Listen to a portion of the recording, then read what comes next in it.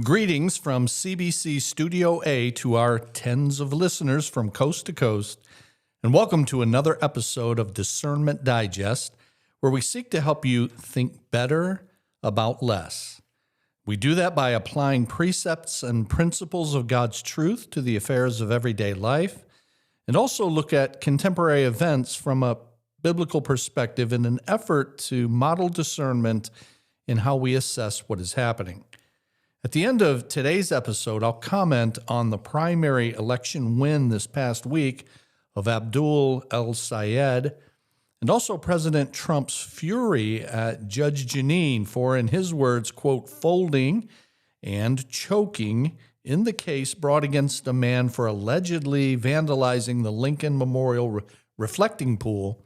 And then finally about Todd Blanche being confirmed by the U.S. Senate as our nation's top law enforcement officer, the Attorney General. But first, last week's episode was devoted to the fallout of Anthony Fauci's congressional testimony, at which he pled the fifth over 100 times regarding his role in COVID policy and his statements regarding the origin of the virus.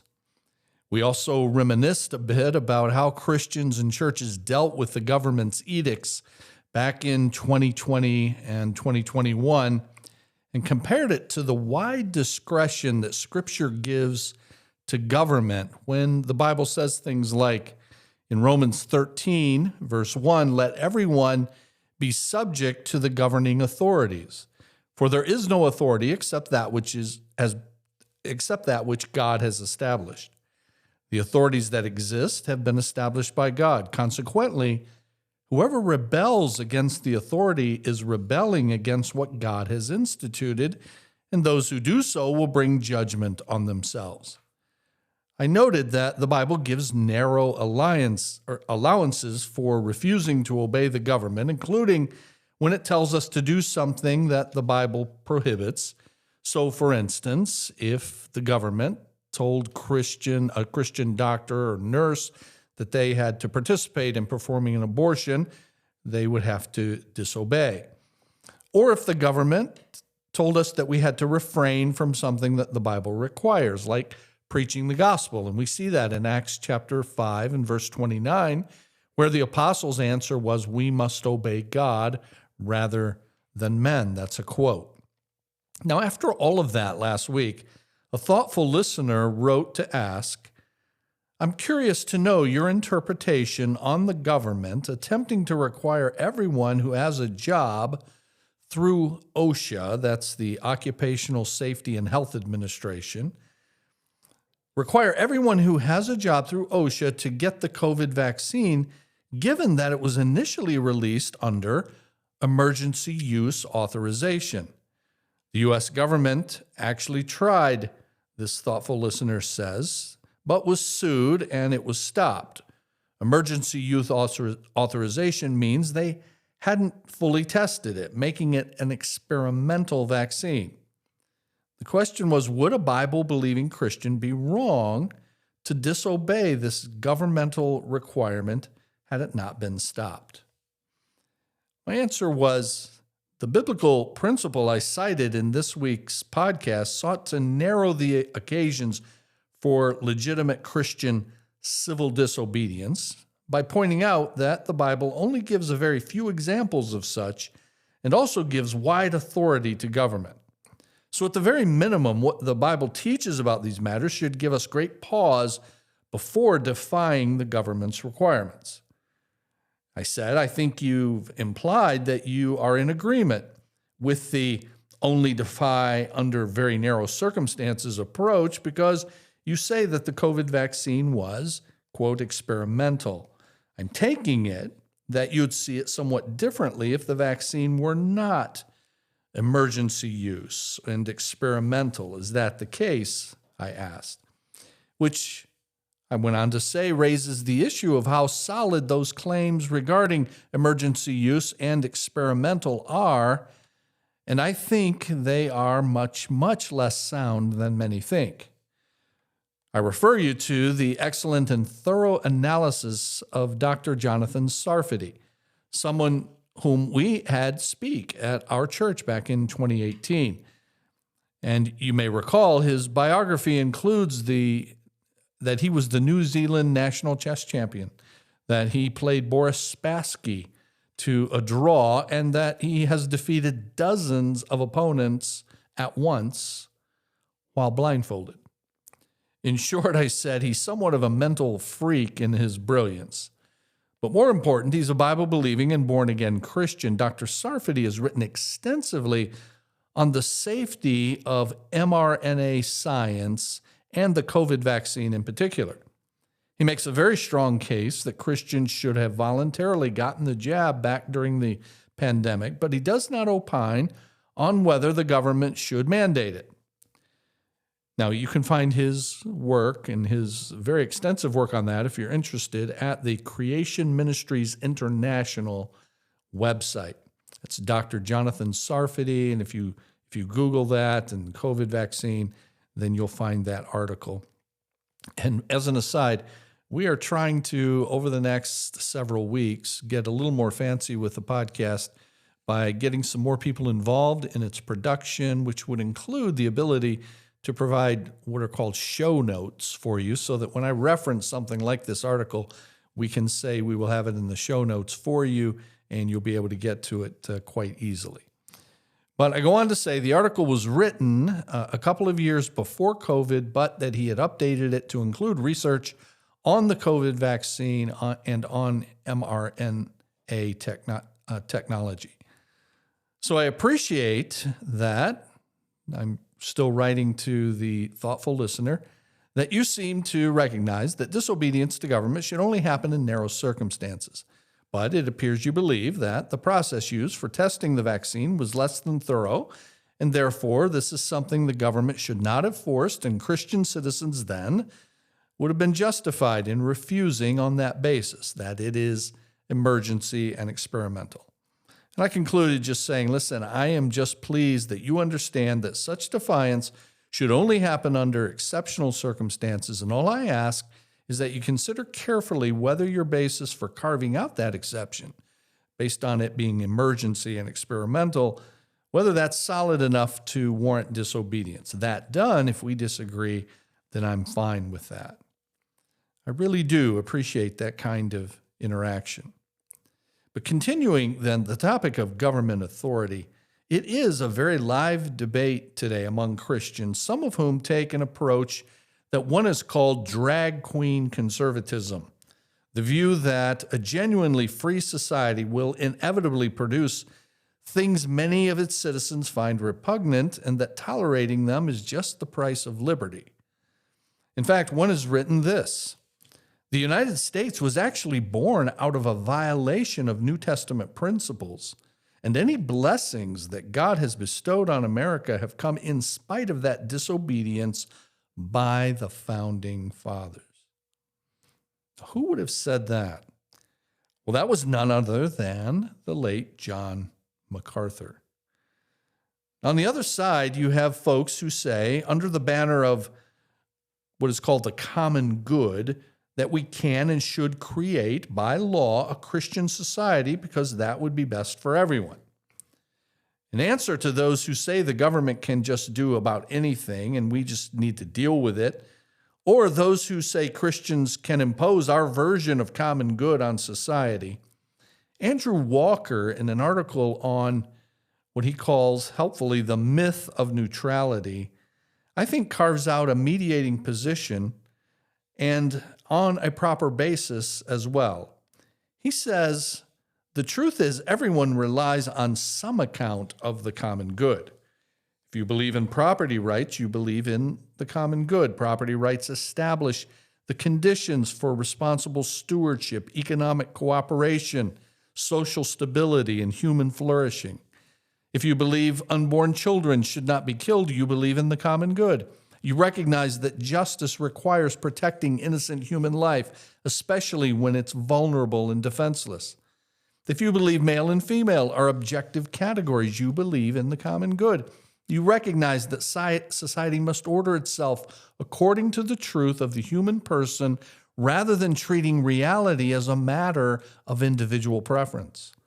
If you think traffic lights are valuable, you believe in the common good.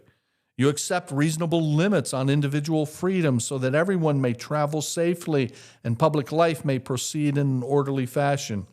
If you oppose murder, you believe in the common good. You affirm that civil society must protect human life and punish those who unjustly destroy it. If you believe that contracts should be honored, you believe in the common good.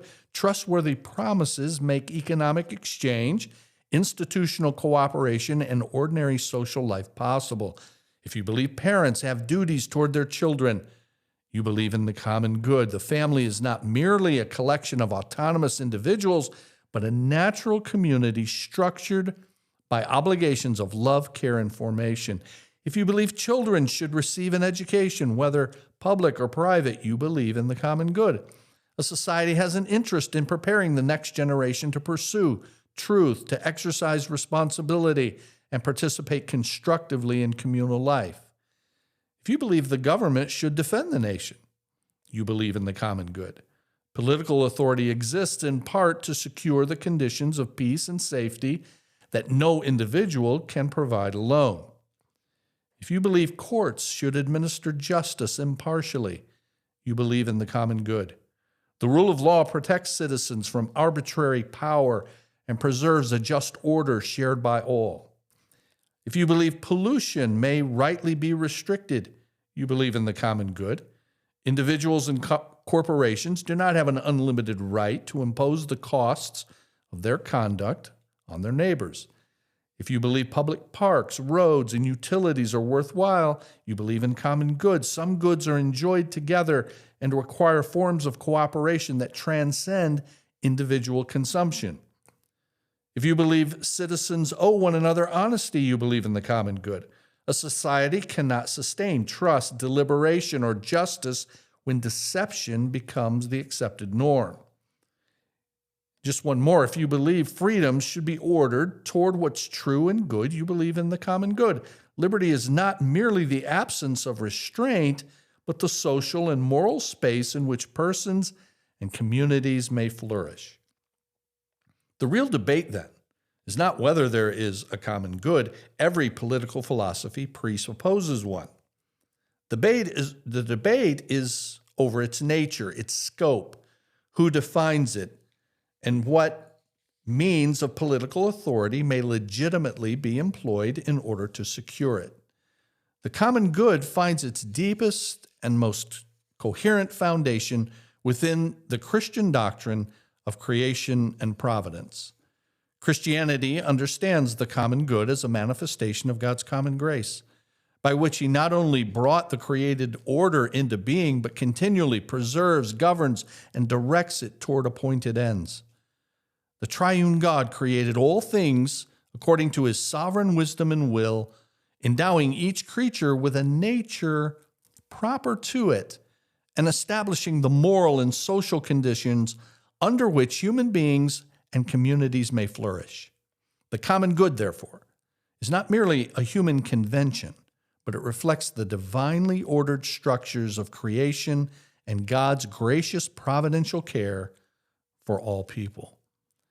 Now, when Andrew Walker speaks of the creation and providence and the need to conform to the nature of things, he's referring to natural law. In fact, he says in the article, quote, "When societies elect to violate God's natural law, they not only violate moral laws, they deprive themselves of the very foundations that enable their existence and flourishing."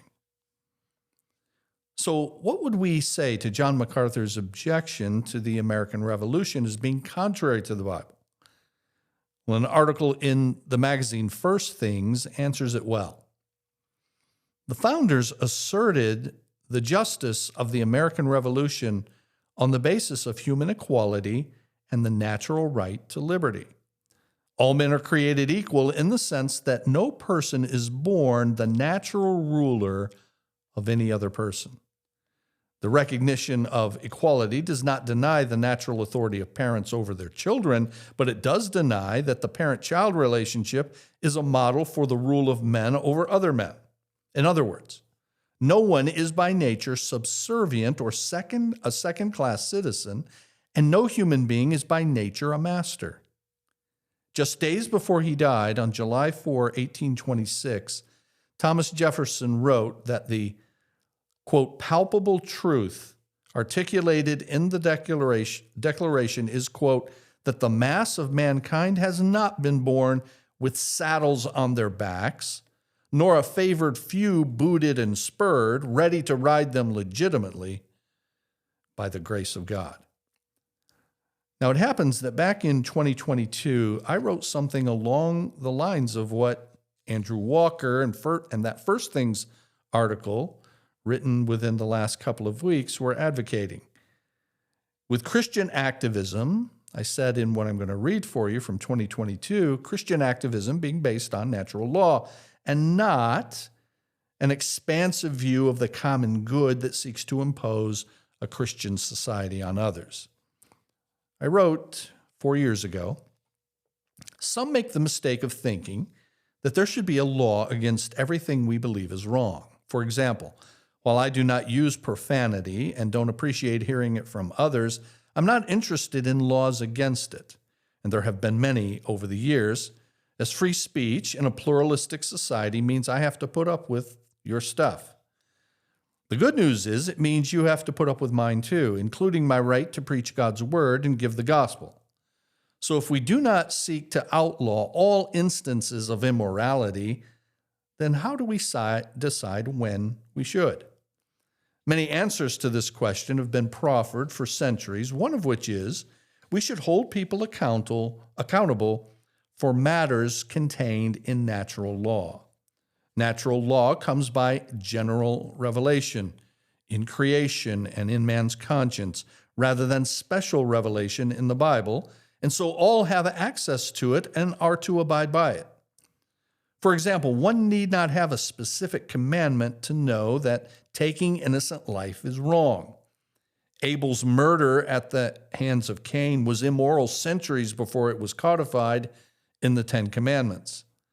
Likewise, heterosexuality is ensconced in nature, with marriage built on it for the stabilization of society for millennia going back to the very beginning. It is certainly true that post-creation there have been many digressions from natural law, but disorder can only be identified in contrast to the order that preceded it. The sanctity of human life is a principle known to all and so is incumbent on all. Still, whenever one advocates for a law to regulate morality, she's inevitably asked, "Who are you to tell me what I can do with my own body?" One response is to ask, who do you have to be in a democratic society where people are free to elect those who will legislate according to the voters' will? But if pressed on the my body issue, we might imagine the following, and it's an admittedly silly scenario. But you might imagine a motorist is pulled over by a police officer who tells her she ran a stop sign. And if the motorist asks why it's against the law to drive through stop signs, the officer might say someone might get killed. Now, it probably would not help at that point for the driver to say, "I understand you think killing is bad, but who are you to cram your morality down my throat?" So the motorist asks, "So what am I to do next time I see one of those red octagonal signs?" The officer says you need to stop accelerating and apply the brake. But once again, it probably would not help at that point for the driver to say, "Who are you to tell me what I have to do with my own body?" You see, laws are the expression of a society's collective view of morality, and laws always place responsibilities and prohibitions on people who may not like them.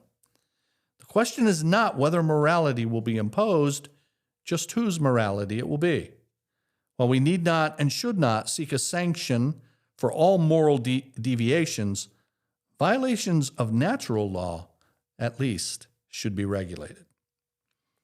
Well, quickly, some of the things that have happened in the last week. One was last Tuesday, Abdul El-Sayed won the Democratic primary for the U.S. Senate from my state of Michigan. And what that means is in November, Mike Rogers, the Republican, is going to be the next U.S. Senator from Michigan. Now, obviously, I don't know that. We'll have to wait and see, but that is my strong belief that the Republicans were done a great favor by El-Sayed winning as opposed to Haley Stevens, who would have been a more formidable candidate in a general election against Mike Rogers. And I had another thoughtful writer send to me this past week saying, I know you say that socialists don't win in general elections as opposed to primary elections like El-Sayed did this past week. In general elections, they don't win. But the political landscape has changed, says the writer in this country. It wasn't long ago that the squad was elected, but Nancy Pelosi kept them in check. There isn't anyone now to keep them in check. The Democrats just want control, says the writer again, and they only seem to care about whether there's a D rather than an R by the candidate's name. But I said, I still don't think El-Sayed is going to win in the general election. In fact, I think his win yesterday is a gift to Mike Rogers. Haley Stevens would have given him more of a run. Of course, I could be wrong.